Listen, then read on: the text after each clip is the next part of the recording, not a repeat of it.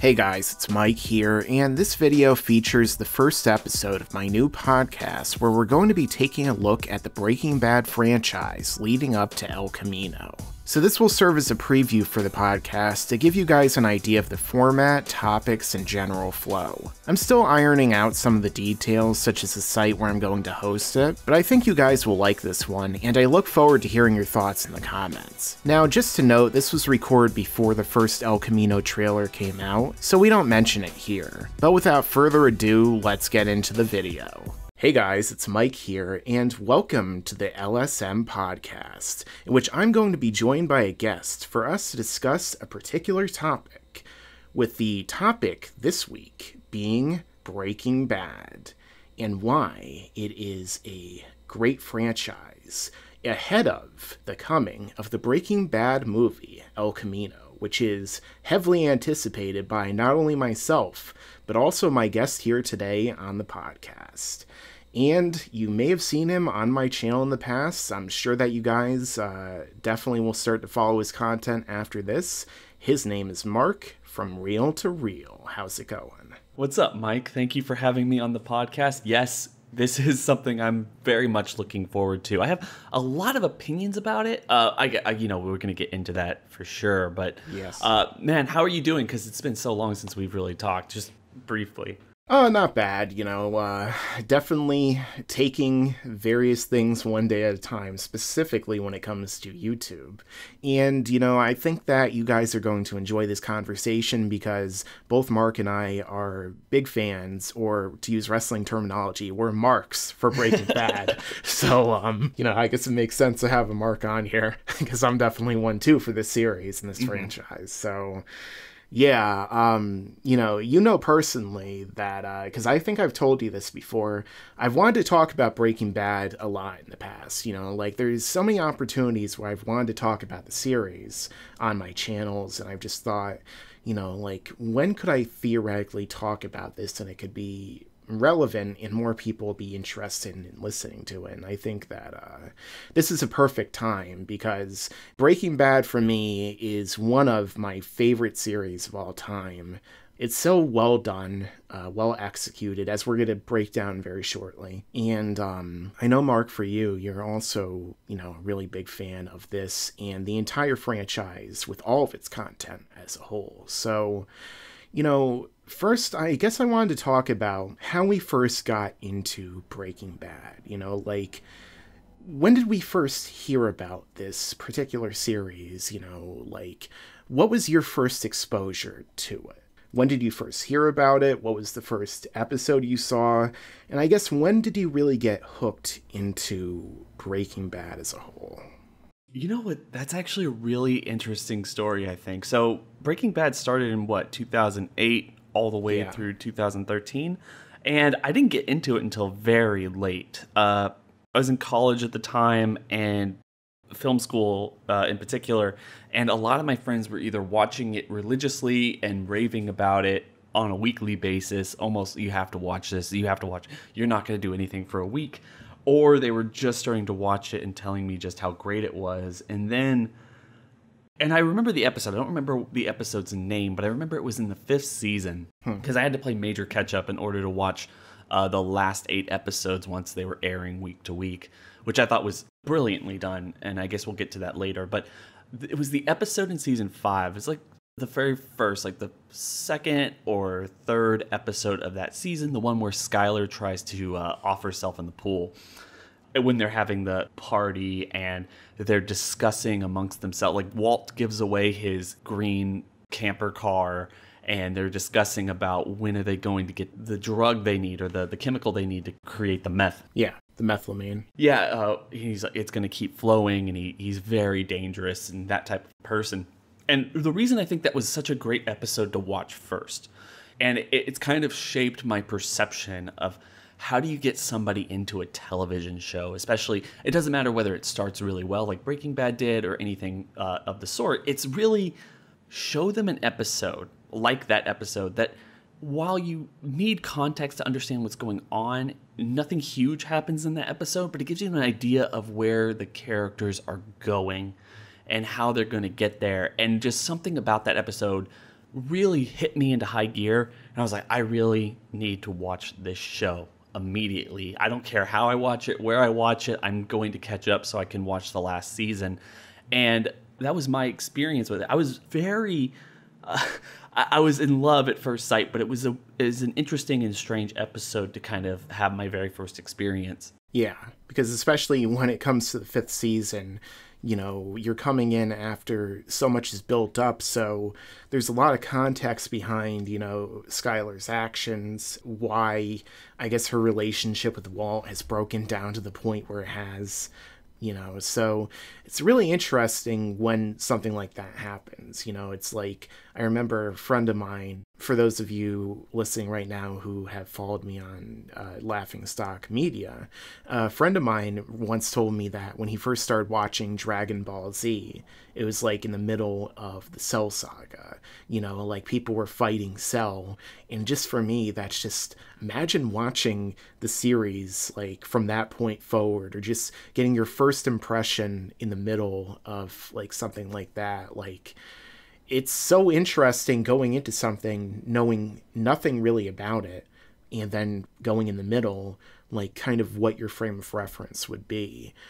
For me, I don't know if it's necessarily like that, but I guess it kind of was. Mm-hmm. Because when I first started watching Breaking Bad, I believe the first episode I saw was either the finale of the first season or like the first episode of the second. So basically the episode where Walt and Jesse go to the car yard, basically, mm-hmm. like the dump, and Tuco's there, and I think one of his men gets killed, you know, when the car falls on him, and like, you know, he gets crushed or his arm gets ripped off.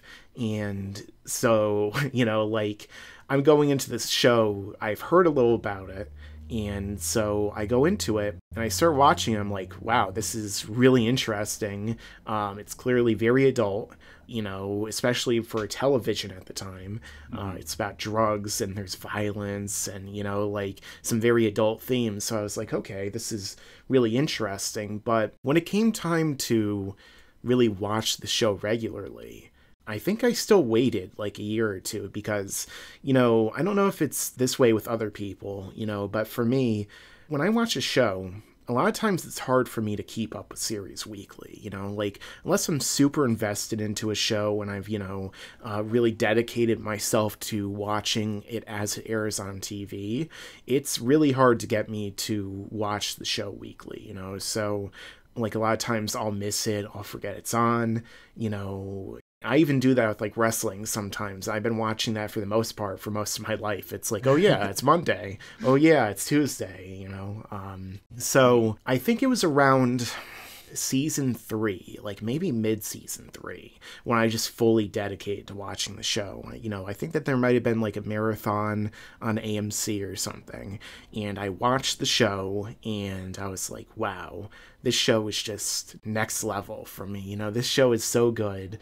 And, you know, at first I thought maybe some of the subject matter might not really be like up my alley, you know, the idea of someone who's like terminally ill with cancer and, you know, he's selling drugs and getting involved in really violent situations. But like, you know, it's not only that, but it's also the way that the characters develop over the course, you know, like Walt's development, for instance, over the course of the series from this, you know, like really repressed teacher who is kind of like a big fish in a small pond. You know, he had bigger aspirations and kind of let them go, and he's kind of trapped in the situation where he feels completely powerless. And, you know, his development from that to becoming this Scarface, essentially, you know, like Vince Gilligan said, you know, Mr. Chips Scarface is kind of the story here.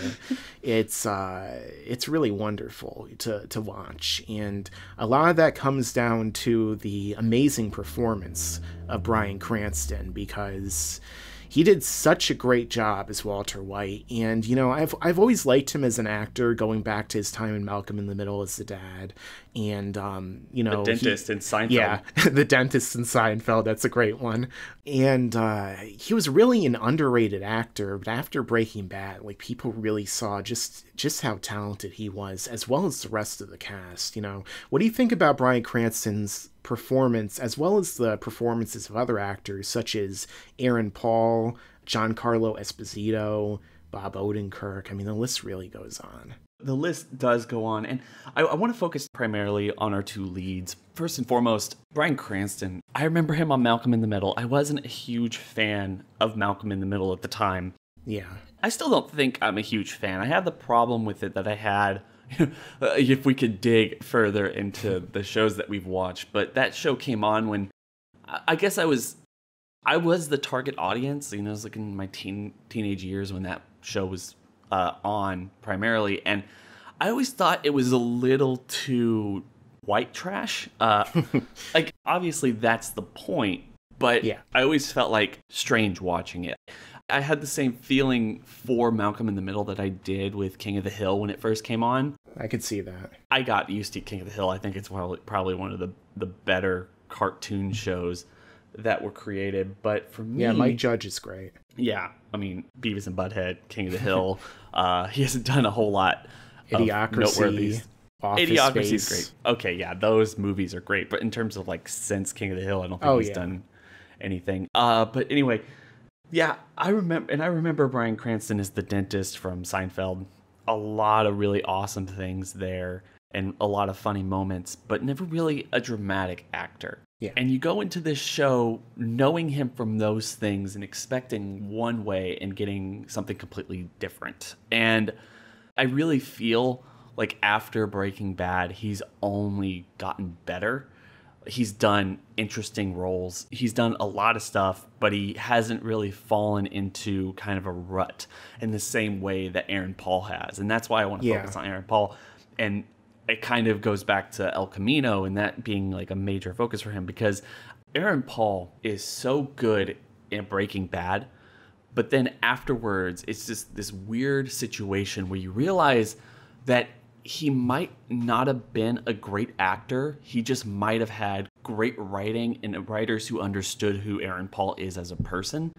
So he's not acting so much as he's just kind of playing himself. But then afterwards, you see all the stuff that he's done since, and you're like, nothing here is noteworthy. And there seems to be a reason that he's so willing to return to this universe, even though as excited as I am for El Camino, I'm not sure it's necessary. That's one of the biggest things that after the ending of Breaking Bad, especially when you look at some of the other big endings for gigantic television series that put their networks respectively on the map or have kept them Game on of the map. Thrones.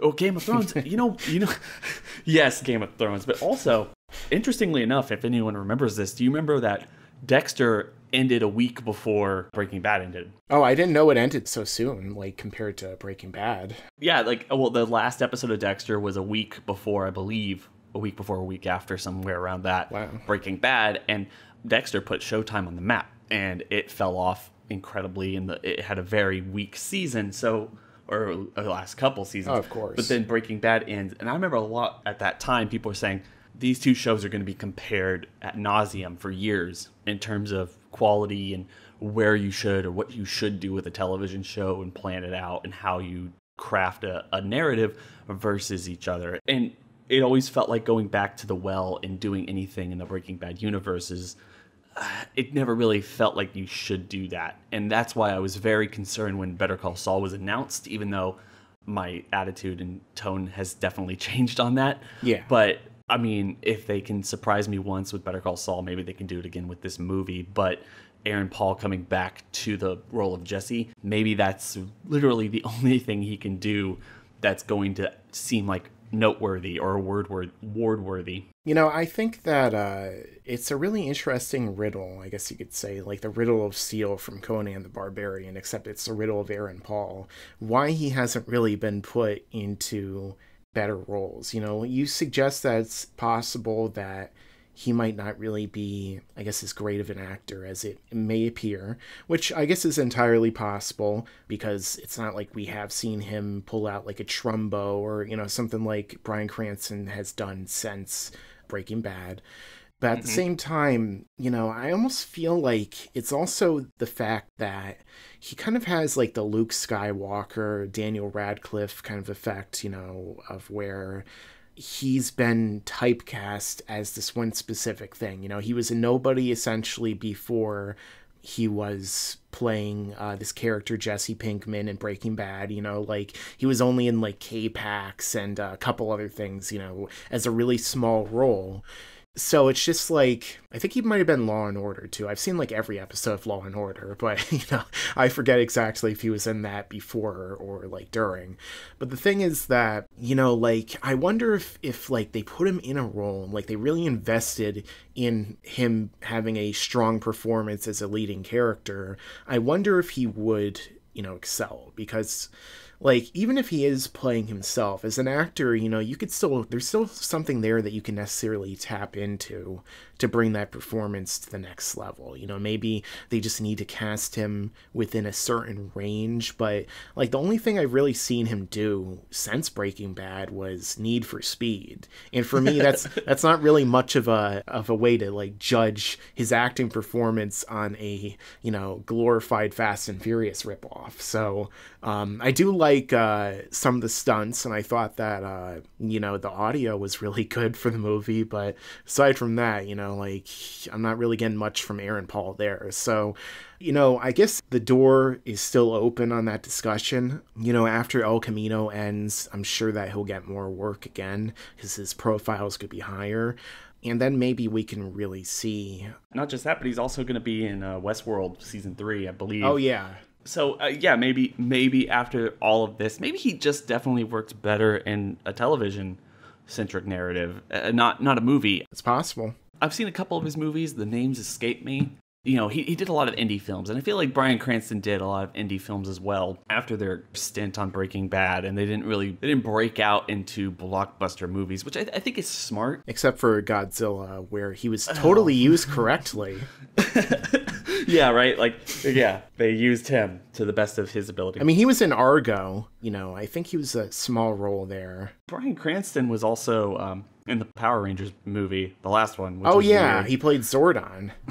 I think it's because he did, like, voices in the original Mighty Morphin Power Rangers, so, like, it was kind of like an inside thing for fans, but it was still weird to see him as Zordon, especially, I mean, everything about that movie is weird if you're, like, a classic Mighty Morphin Power Rangers fan, because they kind of Michael Bay'd it, but you know, that's a whole other discussion for another day, because I can go on for a long time about the Power Rangers movie, and you know, just I guess my fandom when I was a kid compared to, like, you know, some of the later shows, which some of those later shows are kind of rough.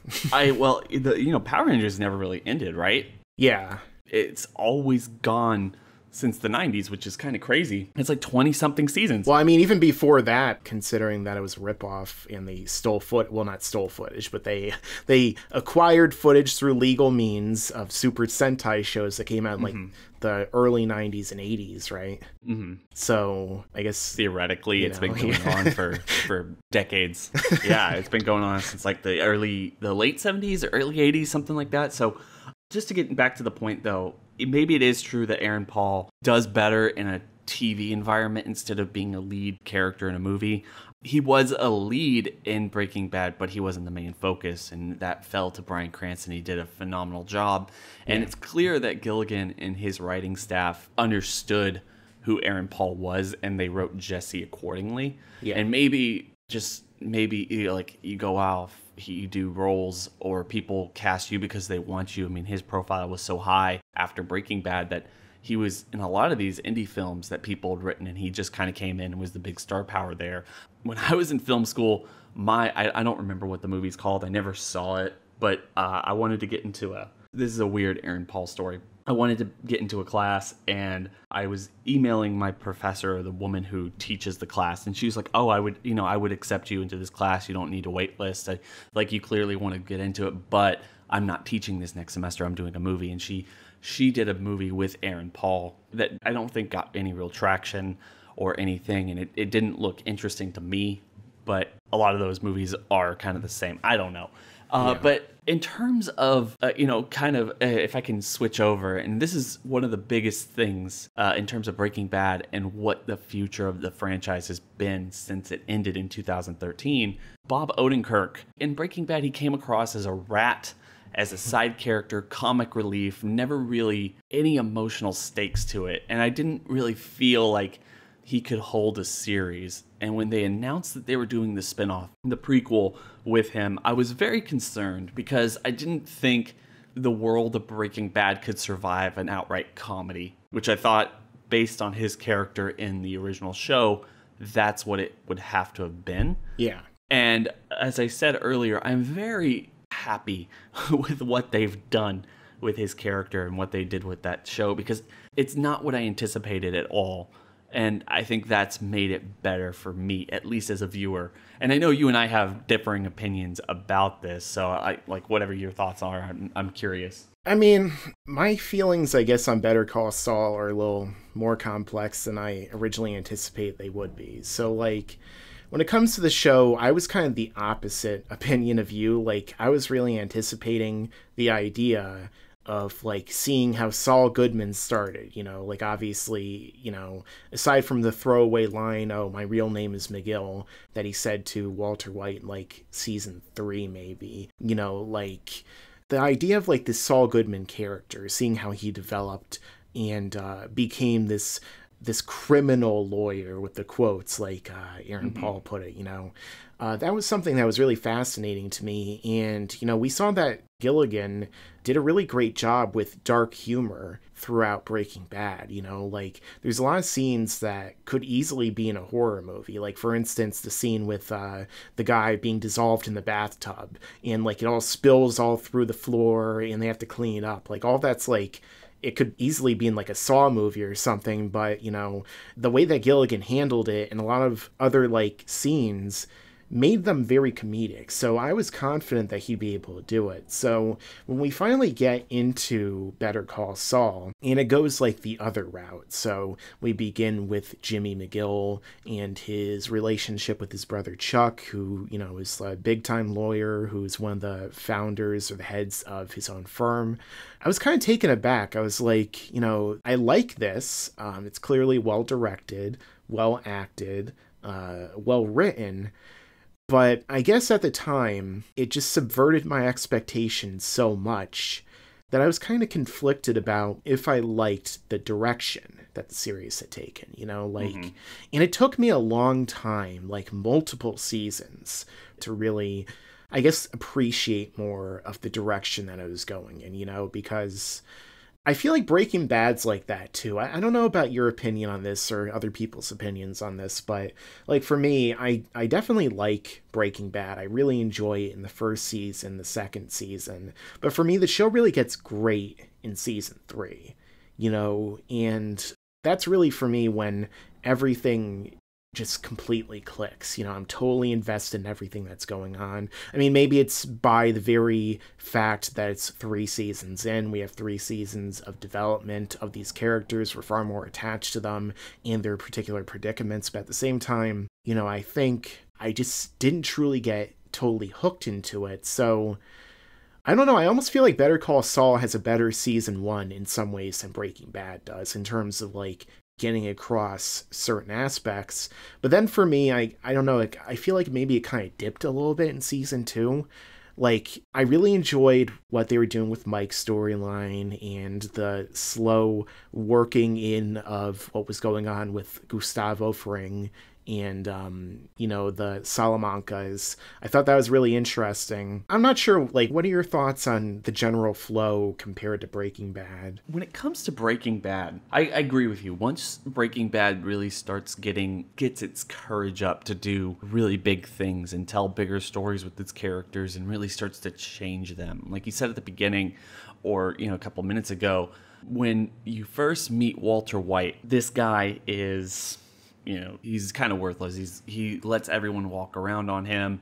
There's no spine there, but then he becomes Scarface by the end of it. The one thing I don't like about season 3, I believe it's season 3. I went back and rewatched the whole thing again recently. Okay. And I still don't like it. I don't like the plane flight. I don't like the crash and all the death and destruction and the way that they kept it secret the whole season. Like, oh, it's this big thing. I don't get it, because maybe I'm not looking at something. Maybe you see it differently, but I get how it kind of shapes the characters, but I don't think it's effective. And I feel like taking an entire season as like a mystery of what's going on feels a little bit cheap. Yeah, I can see what you're saying, because honestly, I don't really like it that much either. Even though, as a Star Trek The Next Generation fan, I was happy to see that they included Q as Jane's father. I'm not sure if you've seen Next Generation, but a lot of people who I watched it with really like that too.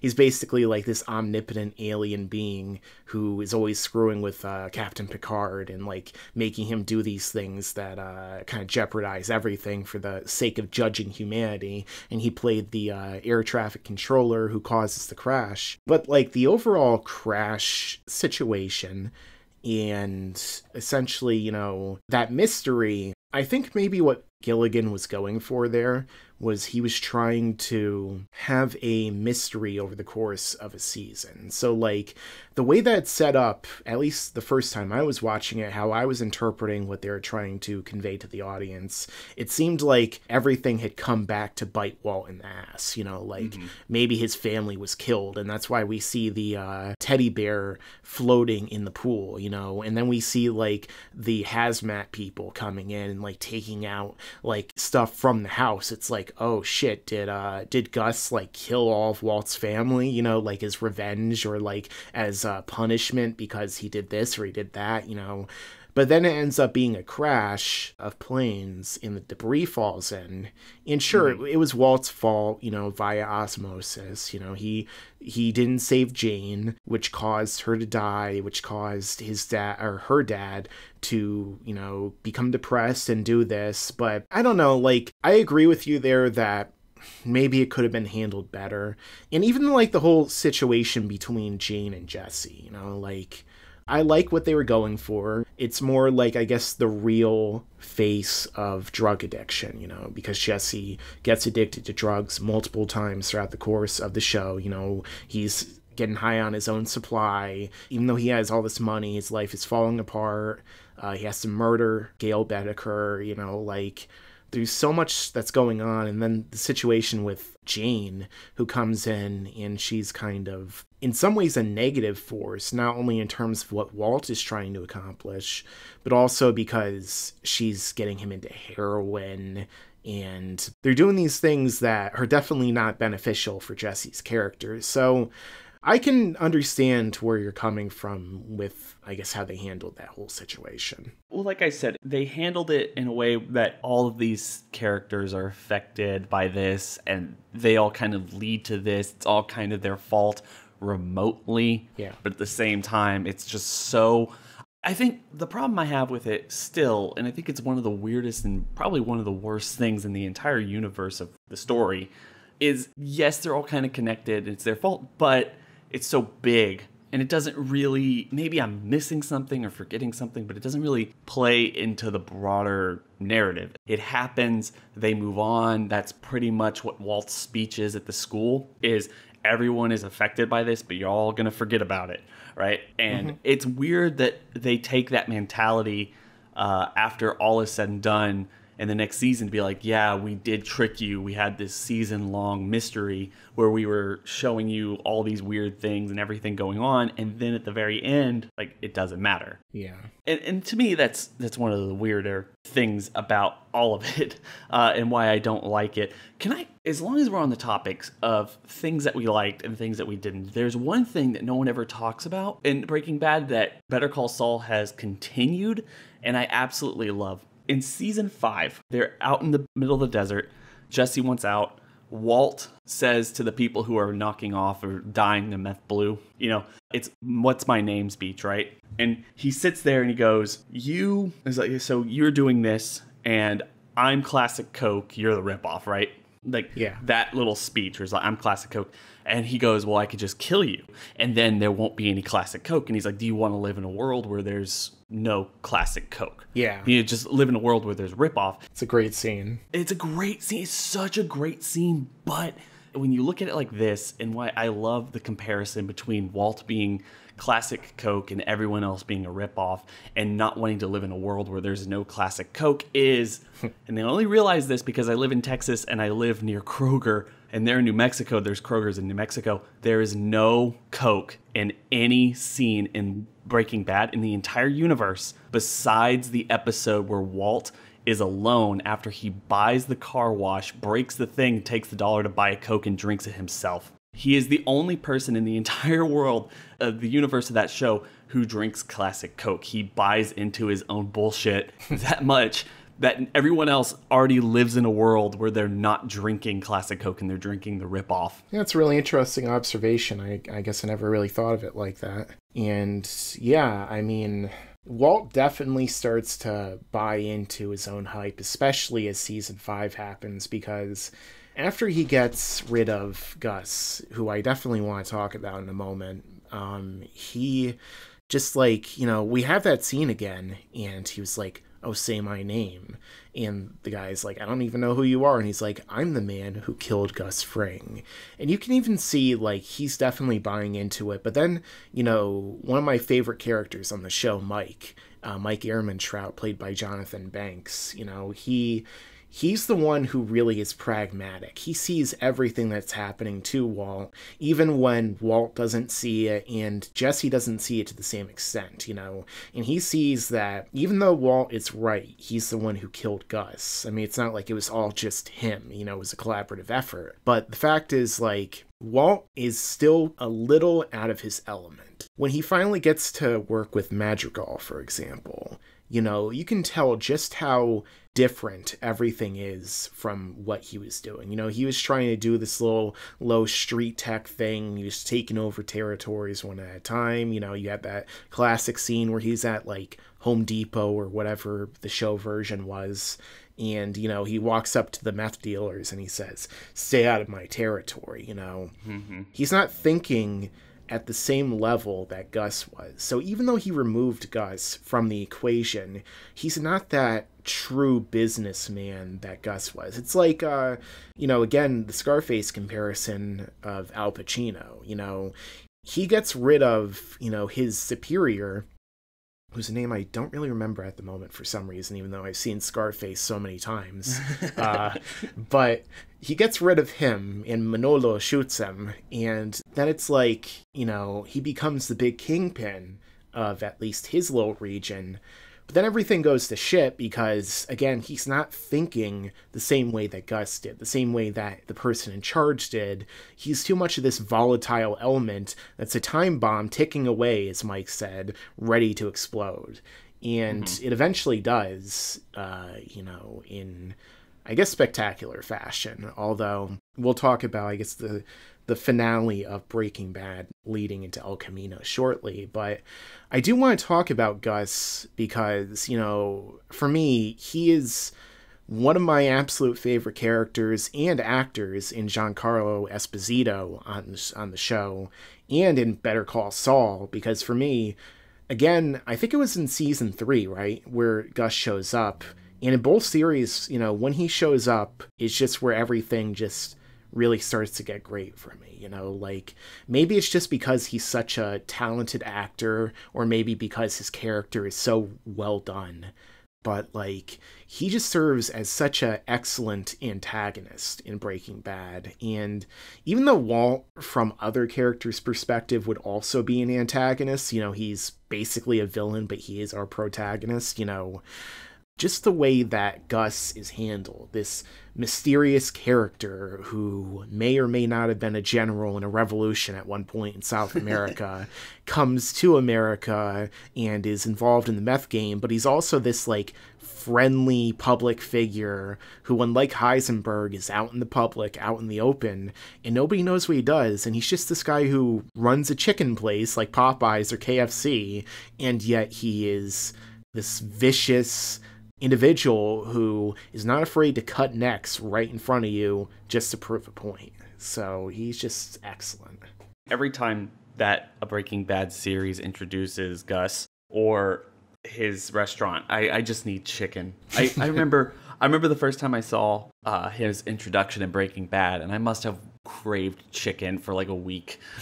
Like I was oh my god, every day I just wanted chicken, and I wouldn't go get it because fried chicken will sneak up on you in terms of it's not good to eat that much, but geez. Oh, man, it makes me, thinking about it makes me want chicken right now. I'm sure if people, whoever's listening to this understands what I mean, maybe they want chicken as well. Mm-hmm. But, Los pollos hermanos.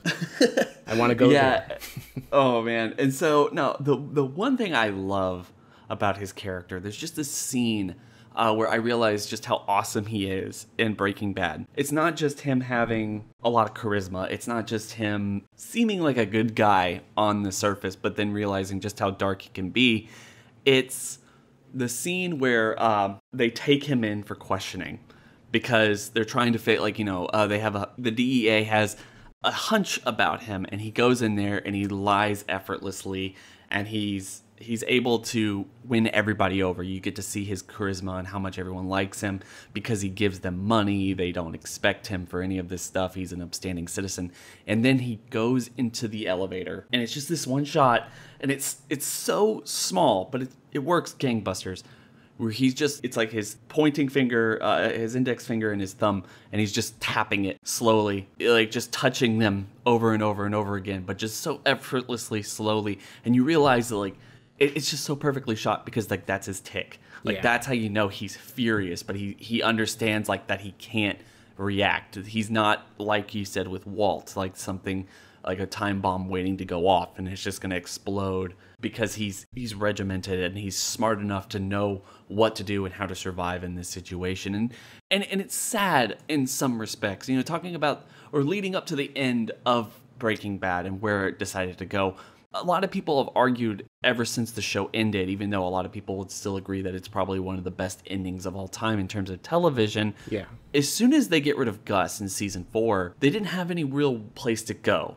And even though they were building up, and at that point Walt was the antagonist of the series, I mean, obviously, you still had to treat him like the protagonist. He's still our main focus character, our introduction into this world, and somebody that we have to focus on. So we have to figure out what to do with Jesse. We have to figure out what to do with Mike and Saul Goodman, all these other characters that have played, supporting roles in the series. So you can't make him an antagonist, so they do these neo-Nazi guys. And as good as it is, it's a step down from Gus, because Gus was so intimidating. Completely agree.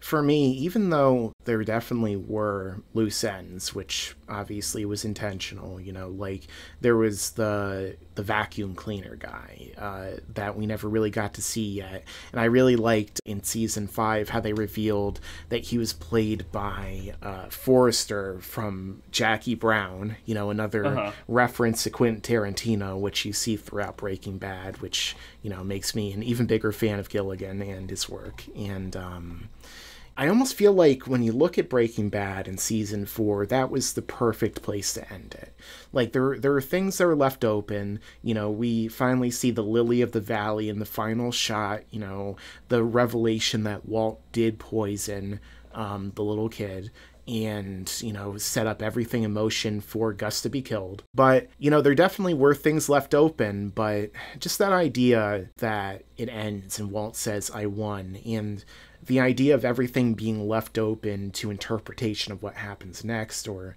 I guess maybe they could have done a movie, after that. I kind of feel like that would have been perfect for me, I didn't really need to see what happens next. I didn't need to necessarily see the downfall, even though obviously that's integral to, the story, when we're looking at it retrospectively. And I feel like they talked about when season 4's finale came out that they didn't know if they were going to get renewed, which I don't understand how they wouldn't have thought they would, since it was Breaking Bad. You know, it was the biggest show on TV at the time, or at least one of them, with Game of Thrones. And, you know, it was just something that I don't see how it wouldn't have gotten renewed, but they didn't know, so they just said, we'll make this like it's the series finale. You know, we'll put everything we can into it and make it just like the best ending we can. And I feel like they accomplished that. So when we get into season 5, which is only one season, you know, and then we have to build up. Well, they separated it into 2, right? 2 halves, 16 episodes. I mean, that made sense. You know, they did the same thing with Mad Men, even though I wasn't really a big fan of Mad Men, but that's another story. You know, like when it comes to Breaking Bad, I don't know, I just feel like it wasn't enough. It's not obviously on the level of what happened with Game of Thrones, and I still think it was executed better. There was still the great performances, there was still what you come to expect from Breaking Bad. But yeah, in some ways they didn't necessarily have anywhere to go. And if they were really going to build up these like ultimate villains and these neo-Nazis with Buck, who loves to fuck from Kill Bill, as like the leader, you know, like, then sure. But I don't think that they adequately did it within the time that they had. You know, I just feel like it wasn't long enough. And then, like, we talked about this before we went on the air. Like, in season 5, it feels like certain continuity errors and things, not necessarily errors, but certain things pop up that are kind of odd. Like, for instance, you know, I think season 5 begins with the revelation that's only been 1 year since Breaking Bad began in universe. You know, we have Walt's bacon on his breakfast, which says, I believe, 51.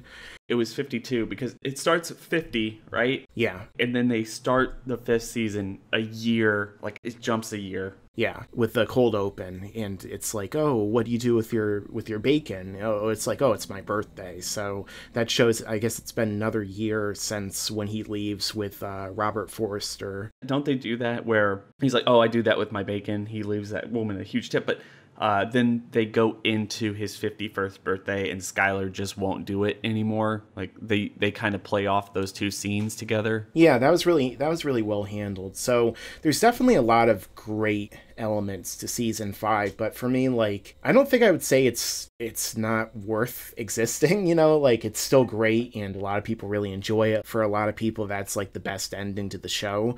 I just feel like, for whatever reason, maybe because it was rushed, maybe because the tone was a little bit different, because they had some wacky antics with Walt, Jesse, and Mike, like when they were trying to destroy the laptop evidence within the police vault with like a giant magnet, you know, stuff like that.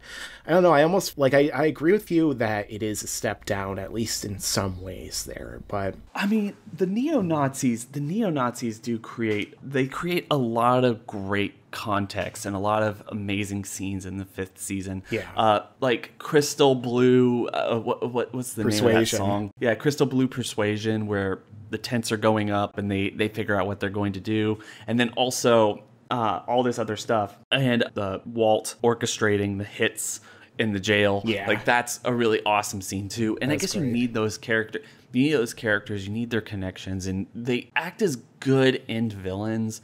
But the problem is you're coming off of, probably, like you've said, the Gus character he's one of the more effective villains in television history. And yeah, they were just never going to top that.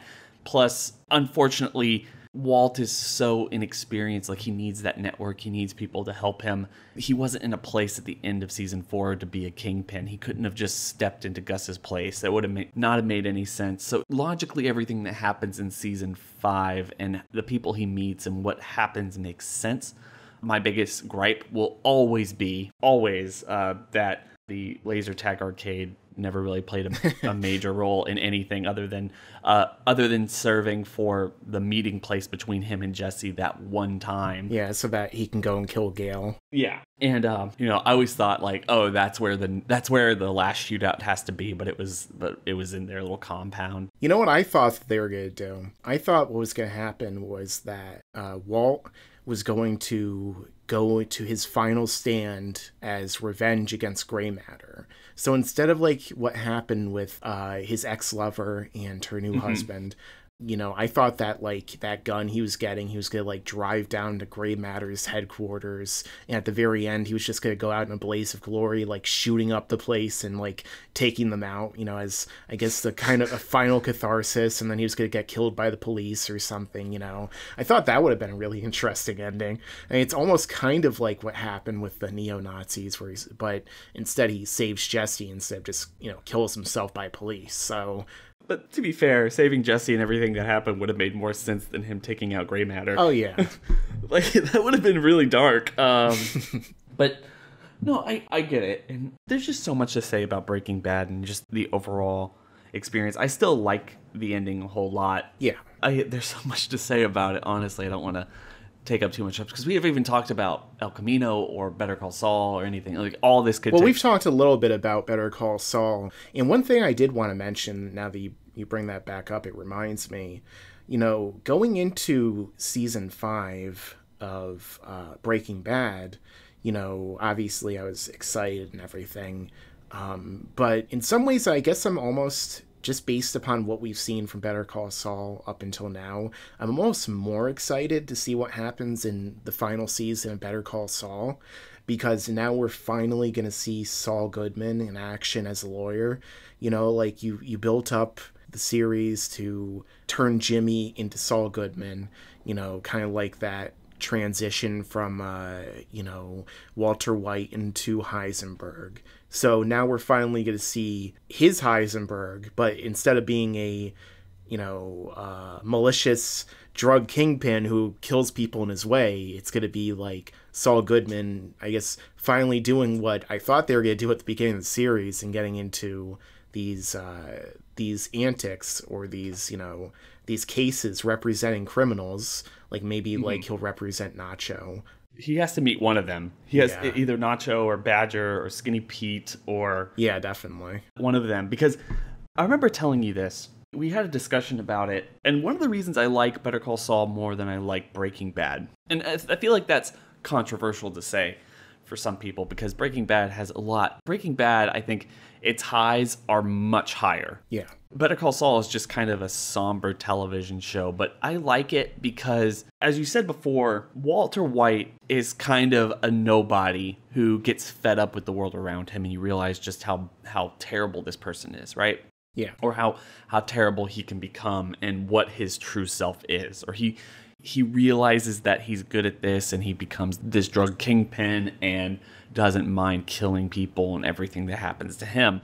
Better Call Saul is a similar story, but I think it's a little bit more believable and also way more tragic, where Jimmy McGill is Slippin' Jimmy. Saul Goodman is Slippin' Jimmy. Yeah. He's a joke, and he knows he's a joke. One of the biggest things we saw in Breaking Bad was when he comes in, like one of the first times he comes in, and he's decked out in color and everything, and he's talking about like the judge likes him, and he knows he's a clown, he's a buffoon, and that's why nobody really suspects him. He is a criminal attorney. And so that's who we get to meet at the beginning of Better Call Saul. And then the rest of the show has been, and I think to your disappointment and a lot of other people, is the rest of the show has been him trying to be a better person. Chuck grabs him out of his situation. He makes him have a job in the mailroom. He meets Kim. He kind of starts to fall in love again after the destruction of his first marriage. Yeah. And he wants to be a better person. He wants to help elderly people. He doesn't want to be Slippin' Jimmy anymore. And that is kind of the tragic story behind him in this television show. Is I think he's going to come to the point, and he's already starting to get there, where he realizes that he's always going to be Slippin' Jimmy, but now he has the law license, and it's Chuck's biggest fear come to roost. Yeah. And even though Chuck isn't there anymore. Yeah, but to me, like, that's really compelling because it's a character who doesn't change. It's a character unlike Walt, who Walt changes because of all these circumstances and he's tired of being beat up by life. But Jimmy is Jimmy. He's always going to be who he always was. And he's trying so hard to fight against it. Yeah. And he realizes that he can't. So he just kind of goes with it and he becomes worse for it. Now he's finally embraced it. Yeah. And I don't know. I think that that's an interesting take on a character that's, even though they're similar, that's the biggest difference between Walter White and Jimmy McGill. Yeah, it goes back to the idea of metamorphosis, when it comes to Walter White, I mean, there is that idea that Vince Gilligan has discussed in the past that Walter White was always Heisenberg. You know, he was always this person who had this, I guess, evil within him, or he had this personality within him that he was kind of repressing. However, I feel like, you know, there definitely is some clear actual like development there. Like, it's more of an abstract idea, and he materializes it into something that takes it to just that next level. You know, Breaking Bad is always ramping up, but with Better Call Saul, it's, you know, the inverse in many ways, you know.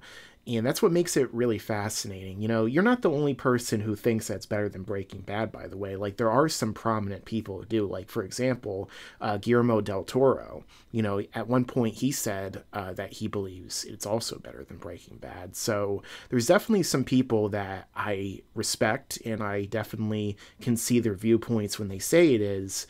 I don't personally like it as much, and for me, it's kind of a twofold situation, you know?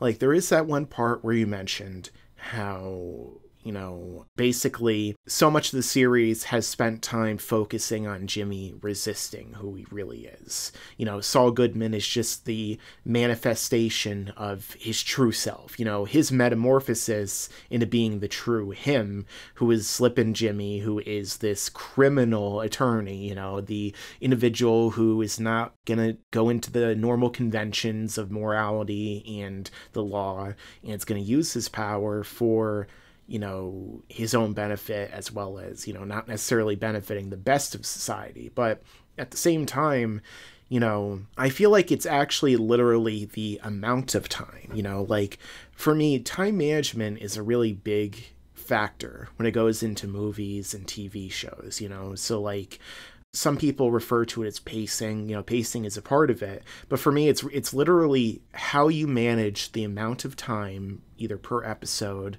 or per, you know, the storyline. Like, how much time of a show do you allocate to this point in a particular character's story, or this general theme or idea? So I feel like if they had done everything the way that they've already done it, and they made it a season shorter, like in terms of they resolved the situation with Jimmy and Chuck and, you know, the McGill and everyone that he was working with prior, and they maybe connected him with Mike and others in a more substantive way sooner, and they didn't take their time and make it as deliberate as it was. You know, and then we got to Saul Goodman in season 4, like, you know, obviously we did with, what was he doing again? He was doing billboards. He was doing billboards. He was selling advertisement space, and then he was fighting the stuff with Chuck, and then they put him on probation for a year, and it's finally done. And he's like, can I do this under a trade name? Yeah, That's he's changing it to Saul Goodman. Yeah. You know, I just feel like maybe if they got into that sooner, then I might like it just as much as Breaking Bad or more. You know, I just feel like it's literally just how long it took. You know, maybe on subsequent rewatches, you know, I've seen Breaking Bad like 10 times or something at this point. I've literally lost count of how many times I've watched the whole series through. Some years I watched it multiple times, you know. So, like, maybe in the future, my opinion will be more favorable towards, like, the pacing and the time management and just how long they spent on Jimmy and Chuck and, you know, him trying to resist who he is.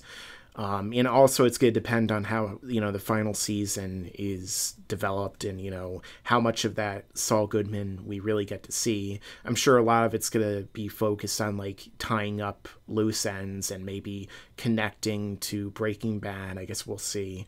We'll see in the future. That's what I'm trying to say. I think the biggest problem, and I would agree with you, pacing is kind of a problem. And I don't feel like I felt this way throughout the entire show until season 4. Yeah. Which is weird because I thought season 4 was really well paced in some sense. But season 4, at least to me, felt like this isn't even really Jimmy's show anymore. They're introducing Gus, they're explaining Mike, they're building the laundromat cave. Yeah, with the German construction team. Yeah, it's interesting. I like it. I was excited each and every week, but one of the things that drew me in, I think immediately, was the dynamic between Jimmy and Chuck, Chuck's firm, and Kim.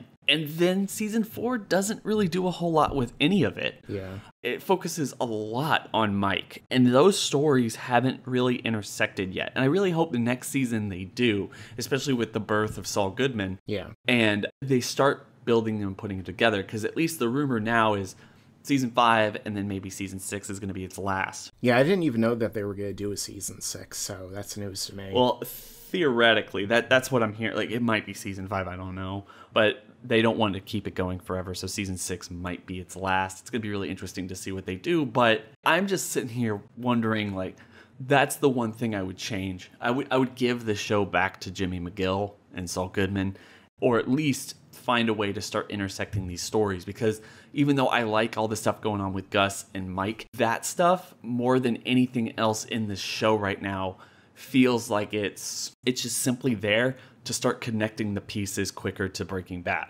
Yeah. And I don't know why, like, watching it as much as I am enjoying it, like, why do we have to know how the laundromat was created? Like, why do we have to know how Gus is trying to pioneer and all this other stuff if it's not really connected to our titular character, right? Yeah. So I really hope those start intersecting, and everything that's happening with the Salamanca clan, like with the new guy coming in who wasn't in Breaking Bad. I mean, how is that going to really, what's going to happen with Nacho? Like, there's that line that everyone likes to point to, is like Nacho was referenced in the first time when they kidnapped him in the first episode that Saul was introduced. Obviously Nacho's still out there, or maybe he's dead, we're not entirely sure, but it's going to be really interesting to see what they do. I don't know, like, I honestly, I really hope they don't drag it out. And I really agree with you that they could have connected these stories, or they could have cut a lot of this to make it at least 1 season shorter. 5 seasons is good. You don't need 6. Yeah, I agree. And also on top of that, when we first are introduced to Mike, he's doing missions basically for Saul. He's working with him in addition to working with Gus. So, they have to set that up definitely in the next season at least.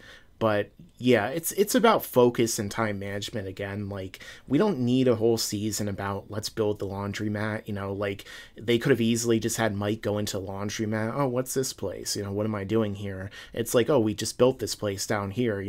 This company Madrigal from Germany helped us do it. We didn't really need a whole season, even though I guess I appreciate the storyline that they had where Mike has to, kill this guy, this guy who is basically his friend, the head of the construction team, because he takes too many liberties and he like escapes from the facility and everything, but I don't think that they need a whole season for that. And, that's one of the things too, even from the earliest seasons, I feel like a lot of times Mike's storyline, it isn't as connected as it definitely could be. It's certainly compelling. A lot of times I feel like I found it more compelling than what was going on with Jimmy.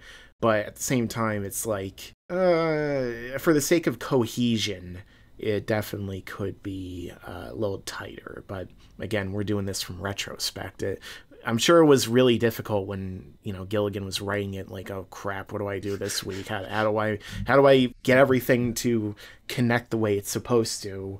And even then, we don't need everything to connect at the end of the next season, like, I think you told me once that you would have been fine with Better Call Saul ending, like, just with him saying Saul Goodman, that's the end, like, yeah, that's already his transformation. I mean, I want to see him actually as quote unquote Saul Goodman, but, I definitely understand that. I don't think that everything needs to be connected, but if you're going to put stuff in just for Breaking Bad connections, tie it into the greater narrative rather than just like, oh, look, this is how this happens. Mm-hmm. And that's what I'm saying. Like, I'm hoping, and it seems like they're doing this. I feel like they're better writers than this. They wouldn't just put all this stuff in here for no reason. Yeah. Even though that's not impossible. I feel like this all is going to come back and it's all going to intersect. The reason I would be okay with it just ending with like name Saul Goodman, or literally like them producing his first commercial or something, like the commercial, but the one that he watches at the very beginning of the show, where he's like digging through like all the stuff that he kept and that he keeps hidden, is because, like, as I said way back when we first started talking, is his character, the character of Saul Goodman in itself is kind of a joke. And I don't know how you keep that interesting. I mean, you kind of know who this guy is. You know what he's going to do and how it all is going to work out. So why do we need to? Yeah. Why would we need to follow that for any real stretch of time, if not for the characters that are surrounding him and how he's affecting them? I want to see, and this is something I want to get your opinion on as we move from this and probably start talking about El Camino here sometime soon. But with the natural extensions, it's kind of crazy to think that Breaking Bad now is kind of this universe of television and movies where you have a direct sequel and this prequel that acts as a sequel, even though Gilligan has come out and kind of hinted or laughed that we have never seen. He says we haven't seen theoretically, because there's no time placement in terms of the timeline, anything past the ending of Breaking Bad yet, until probably El Camino, or most definitely El Camino, because you'd imagine that these flash forwards for Better Call Saul are taking place after the events of Breaking Bad, but there's nothing to... Yeah, where he's in Nebraska. Yeah, but there's nothing really to say that or make that clear. Yeah, the only thing that I would say is that, Saul must have aged really quickly. But then again, you're using older actors for, these younger characters anyway, so all of them have aged, which is, again, another one of those minor things when it comes to a prequel. But, the only reason I guess I assumed that took place after that point is because the fact that Saul looks like he's aged, a considerable amount, at least a few years. But I think that's the whole point, is he was just this image of what he wanted to sell in Breaking Bad. And then he has to change his appearance because he's kind of in a witness protection situation. And I just think it's really interesting to think, with that time skip you were talking about earlier, with where season 5 starts and we realize that all this has taken place over the course of a year, and then they skip a year. Yeah, that's considerable aging, but it's also kind of making himself look different and trying to make sure that he blends in with the world that he's kind of surrounded himself in. Although somebody noticed him in one of the cold opens, that taxi driver, it seems like, because I don't know if you remember, but he goes in that car with the guy from New Mexico, and he's staring at him. It's like he recognizes that Saul Goodman, and he's like, I'll just get out right here, and it takes him a minute before he lets him out. So I wonder if he's going to get caught at the end of one of these seasons. Yeah, or he's sick or whatever is going to be the case. And I feel like that's kind of his paranoia. Yeah. I always kind of took that scene as he's just super paranoid right now. But I get where you're coming from. It's a really interesting because, thinking about El Camino and thinking about this as a broader universe, even Vince Gilligan has come out and said, and I agree with him on this, but he said there's no plans right now to do anything beyond Better Call Saul. Yeah. I mean, this is before they announced El Camino. But he's like, if I could do something beyond Better Call Saul, I would want to do a television show about Kim. And I think that's really interesting because we don't really know what happens to her after this show. She's not in Breaking Bad. And I always thought when I first heard that, it wouldn't work because Kim is not a Breaking Bad type of character. She's kind of straight arrow. And that's not the protagonist or the world that we have to live in. But after season 4, I've gotten behind that a little bit more because she's focusing so much now on this criminal work. And she can live in that world and be a protagonist in that world and follow her in a really interesting way. And maybe she gets wrapped up in all this stuff. Maybe she gets wrapped up in the stuff that Nacho's in. I'm not entirely sure. But it would be really interesting to see her character explored and for a third television series after Better Call Saul. But I wanted to hear your thoughts on that. Do they just need to end it, or can they keep going with these characters? Because Gus or any of the other people, they're very interesting people, very interesting world, and it could be explored in so many different avenues. I mean, the thing is, for me, I guess it would have to be more of a spin-off even to this spin-off because, the way that Better Call Saul has been set up is kind of where everything, we've said, has been tying into Breaking Bad, how many years away are they actually from Walt meeting Saul at this point, a couple maybe, so when you think about that, there probably isn't a lot of room for Gus to do something new, for these other characters who were already in Breaking Bad to do a lot of new stuff, because of the fact that, you know, we already know where the story's going to go, like, you know, can Gus really have his own show, for instance, like a mini series? Like, that'd be cool, but most of the space, they would have to go backward. So it would be like Bleach at that point, where they swing back the pendulum for like 20 chapters, you know? So I don't really know. It's difficult. Like with Kim, that's completely new ground. So, like, that's one of the more interesting facets of Better Call Saul, where they introduce entirely new characters that weren't even in Breaking Bad. So, like, you feel more tension for them because you don't know what's going to happen. Like, I mean, the assumption is generally they're not in Breaking Bad, they're going to be dead by the end of the series. You know, that's the whole prequel problem. But we don't know that. Like, for all we know, Vince Gilligan created characters like Nacho and Kim so that they could show up in El Camino after Breaking Bad takes place and be involved with the story with Jesse, you know, like, we don't really know, I guess. You know, Jesse, I guess that there's a chance maybe that he could also have gone to, you know, Robert Forster's vacuum cleaner, you know, Witsack character, basically.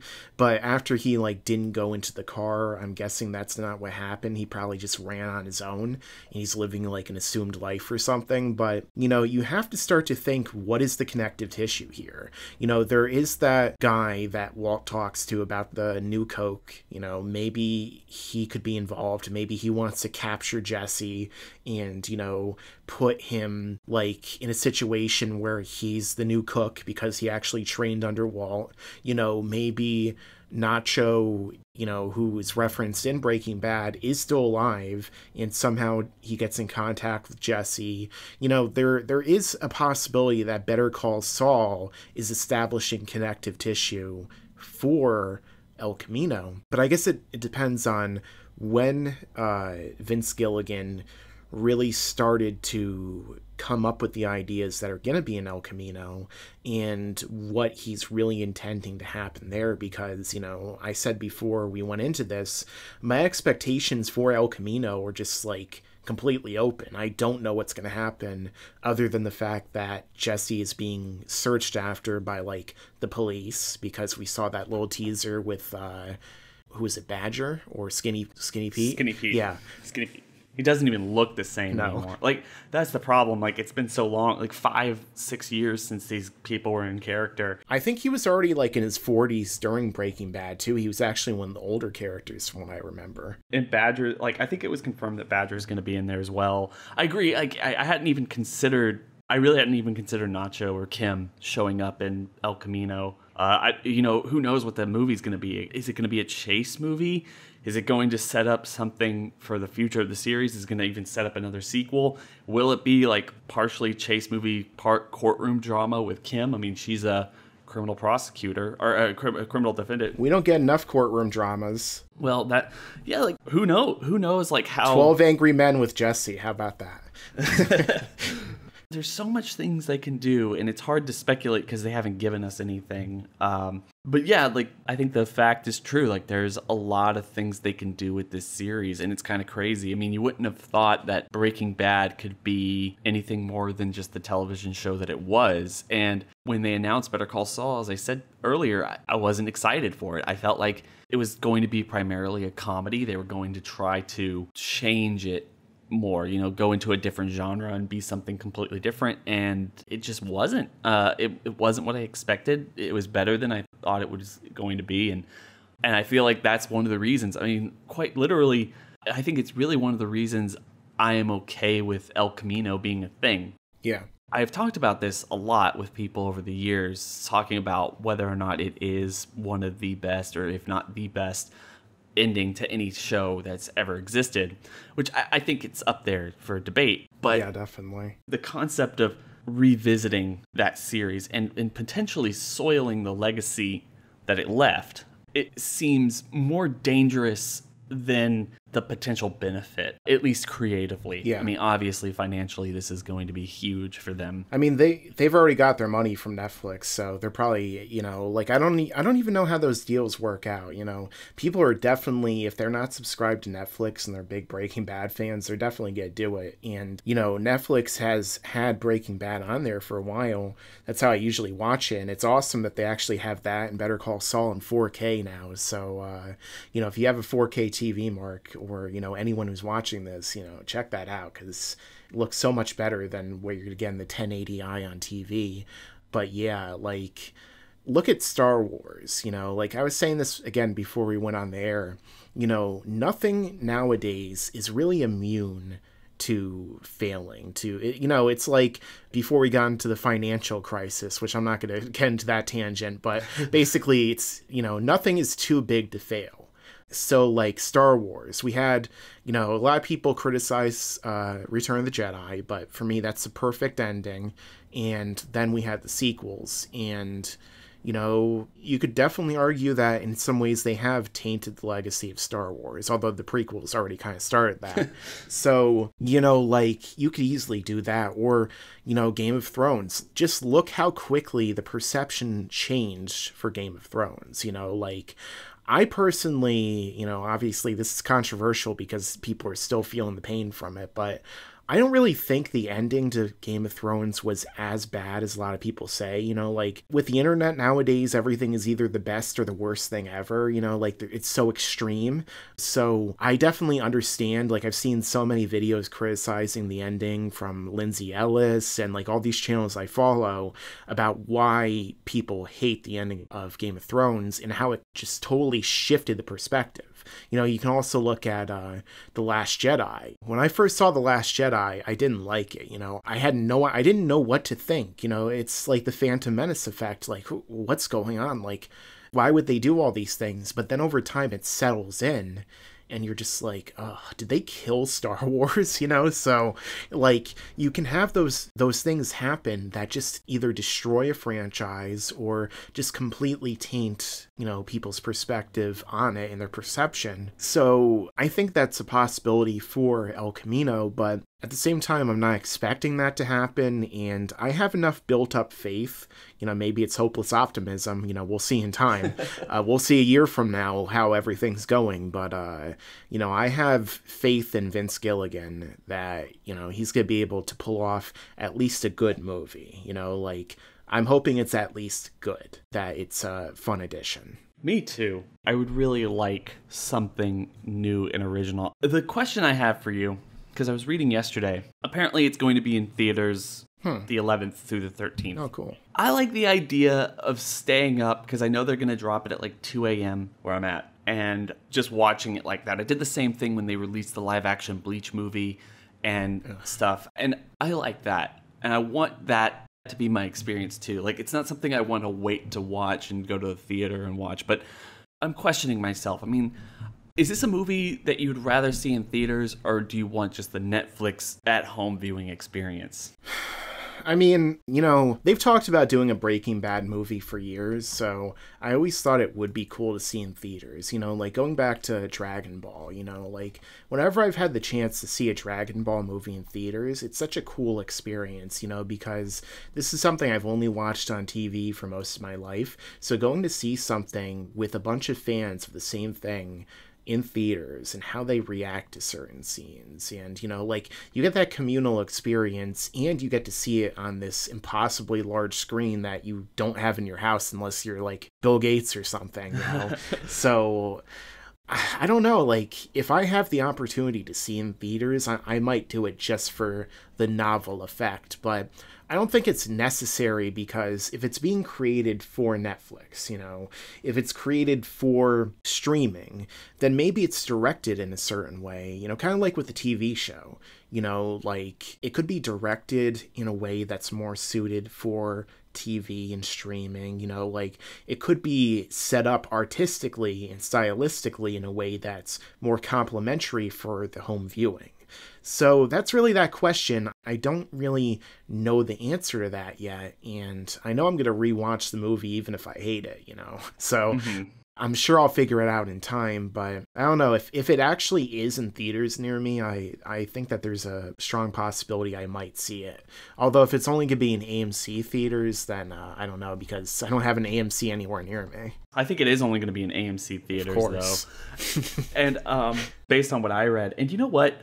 I have to agree with you. It depends on how they made it. And it's one of the reasons I'm very, very excited as a Walking Dead fan, a very active Walking Dead fan, for the Rick Grimes movies. Because when they first announced that they were going to do it, I was a little worried because they kept saying we're going to do big budget movies. And if you were like us, you and I knew that they were working on this El Camino movie for a long time. Yeah. And it seemed to hit everyone immediately when they dropped the trailer, but most people who follow the news knew that it was happening. We've known for a while. Like, I remember that they had reports like a while back where they were saying that Vince Gilligan was thinking about maybe doing something like a movie like years ago, but then they were talking about reports of like maybe it'll focus on Jesse afterward. So it wasn't like that big of a surprise. Even the beginning of the year or something. I remember the beginning of the year, and there was maybe even late last year, there was reports that like Gilligan is filming something in New Mexico, and it's under this name, but it's actually a Breaking Bad movie. Yeah. And like that, it didn't seem like it was that big of a revelation for me at the very least. But then you go back and see that, I guess, it's one of those hard knock stories where you realize that there's an area of your life that you like to concentrate on or focus on more than everyone else. So when it hits the audience, the main audience who doesn't know or care to read updates like this, or they hadn't heard about it, it's a big shock to everyone. You're like, why is everyone so shocked? But that's just life. The thing that I am looking forward to, I want to watch it on streaming, but like you said, if it's near me and I can see it on the big screen, I might as well do that because I want to experience it.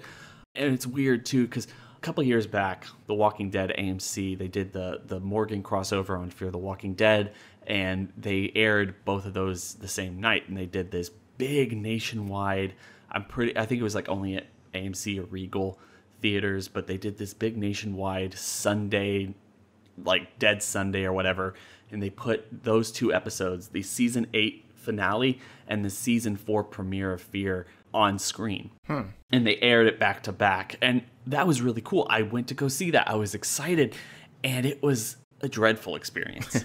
If only because it's not supposed to, like, it's not filmed to be on a big screen. Yeah. And that was my big worry when it came to them wanting to do these big live action or big blockbuster budgeted Rick Grimes movies, because I'd seen a television show on screen. I was feeling like it was going to be just another television show that was just kind of 3 times as long or whatever, and it's just not going to really come across well. It's going to feel cheap if it's on the movie screen and it's made for TV, and it's going to feel too big if they just put it on TV. There's no happy middle ground. But then they came out and said that Universal is producing it, and they're going to treat it like a big blockbuster World War Z type of big budgeted movie, and that made me happy. So Brad Pitt's gonna play Rick Grimes. I hope so.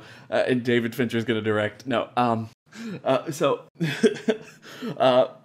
The thing is that's one of the reasons I'm a little against watching this movie on the big screen. Is I don't think it was made for the big screen, or it's not gonna feel like it does. I don't know. Based on the trailer doesn't look like it was made for the big screen. I'm sorry, but I mean, at the same time, like, do we even know that scene's going to be in the movie? No. Like, it might be. Like, they might just work it in, like, sometime in the first act or something, like, after we get the idea of, like, Jesse's missing. Then there's the question of, is Jesse even going to be in the whole movie? Like, is it going to be like Luke Skywalker in episode 7, where, like, there's characters trying to find him, and then at the very end, he's on an island, and he gets a lightsaber, and then he throws it over his shoulder? Yeah, no, he gets a blue bag of meth, throws it over his shoulder. He left a map to find it. I don't want this, bitch. Like, this is kind of the last thing, because it's hard to speculate on the story. I had this idea. I feel like this was a big shock for everybody. like I said, nobody really knew. The vast majority of people didn't know this was going to happen. Yeah. But I couldn't get it out of my head because I feel like this would have been a huge upset. This would have been something worth talking about for a long time if they had done it this way. And I don't know why they waited or they didn't do this. October 11th seems like a really weird time to drop this movie. Maybe it's going to be a horror movie. So I was thinking, they should have done this because I think people would have been ecstatic, and I want your thoughts and opinions. Okay. A couple of years back, Netflix kind of changed the game, and now you're seeing streaming services like Prime last year kind of emulating this, but not doing the same thing. Yeah. Where they dropped the Cloverfield paradox right after the Super Bowl, but they put the first trailer out during the Super Bowl and said as soon as the game is done, streaming everywhere, you can watch this movie. I went home and watched that movie from where I was, and I stayed up way too late, and I was incredibly disappointed, but it was kind of a cool experience. Like, no one had ever done anything like that before. And I feel like Breaking Bad is big enough, like, cultural thing. Most people, like, respect it, or at least at this point have heard about it. I think doing that for after, like, next February's Super Bowl would have been better, or a more interesting, more noteworthy response. The same trailer, the same thing, just after the game, start streaming, watch the sequel to Breaking Bad. Like, holy crap. Yeah, I can definitely see why that would work. I think in this case, it's more about the hype, like Breaking Bad's coming back, so they don't really want to, like, just drop it immediately and be like, hey guys, obviously everyone will see it if it's playing during the Super Bowl. Millions of people watch that. It's like the most watched thing aside from, I don't even know, like, is the presidential inauguration even that watched? Maybe this past one. Super Bowl is usually one of the most watched, if not the most watched thing. So, like, everyone will see it, but I guess it's more about building up the hype and anticipation, because like, if you immediately get to watch it after a Super Bowl game, that's not really going to be there as much. And, it was definitely a good marketing tactic, but at the same time, like, they kind of just dumped the Cloverfield movie on Netflix. Nobody wanted to put it in theaters. It wasn't really, like, a successful, like, creative or financial, like, contender. It was just kind of like its own thing that they just slapped Cloverfield onto, kind of like most Cloverfield things in general, like 10 Cloverfield Lane. That was a great suspense movie. And then, oh, look, aliens, so I think maybe it's a slightly different situation. Like, would I have liked to just, be shocked and then immediately watch the movie? Yeah, that would have been awesome. But at the same time, it's kind of like why certain big budget movies, like, look at The Hobbit, for example, talking about a prequel earlier, like, they dropped the trailer for the first Hobbit movie, like, 1 to 2 years or something crazy like that before we even got to see the movie. So, like, you had all that time to build up the anticipation and, like, all these people getting ready to see this movie and everything. But, conversely, there's also the fact that if it's not very good and you built up all this anticipation, you're going to get Game of Thrones backlash. You're going to get something where everyone is so excited and then it's a big dump. And, I don't think it's going to be shit, but I am a person who has seen a lot of my favorite franchises go to shit. So, I'm bracing myself, but I just want it to be good. Fortunately, though, even if it's bad, we still have Better Call Saul to look forward to, and potentially more to come from this universe. So it doesn't really matter one way or the other. Yeah. But I agree. It could be bad, it could be good, but you have a really good point. They did the Cloverfield thing mostly just because they needed to dump it somewhere, and they needed people to watch it. Yeah. And probably no other gimmick would have worked. So they knew it was a bad movie. They knew they had a bad movie, so they just did what they could to make it profitable for them to have bought it and put it out there. And that's problematic, and it was bad, and it was a weird gimmick. But it's still a cool gimmick. And I personally think with Netflix, it should be a yearly trend because Netflix drops things regardless. And it would be interesting for them to put on big movies. They have so much money, they could easily do it too, like, well, I mean, I guess they have a lot of money, but I would say that they have a lot of loans because, they're like billions in debt or something, right? Like they Yes. dump so much money into this that they're not getting back immediately that, I don't know. Like, I don't think that Netflix is going to go the way of MoviePass, but like in 10 years, maybe Netflix won't even exist anymore because of how much debt that they had that they just had to go out of business.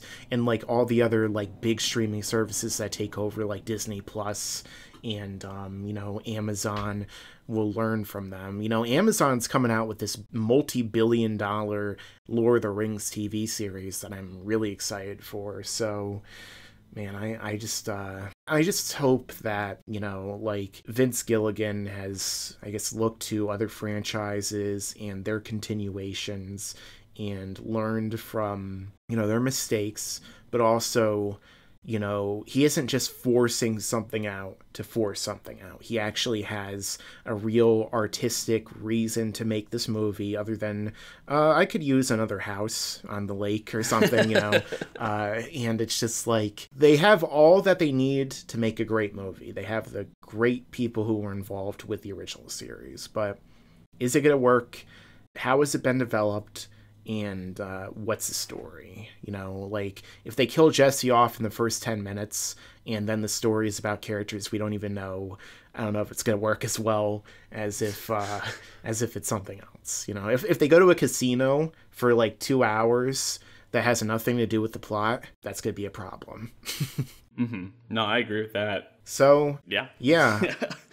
I think that about does it, unless you have any final thoughts about the Breaking Bad franchise? I don't want to go off of topic anymore, but I really do think like maybe we should come back and talk about that whole streaming stuff you were talking about later on, because I do think that's a conversation worth having in and of itself, and probably one of the reasons they're pushing so much into this Breaking Bad movie and content that's around like this nostalgia people want to see, and it's something that they can give to people. Oh yeah, established brands are really the big thing.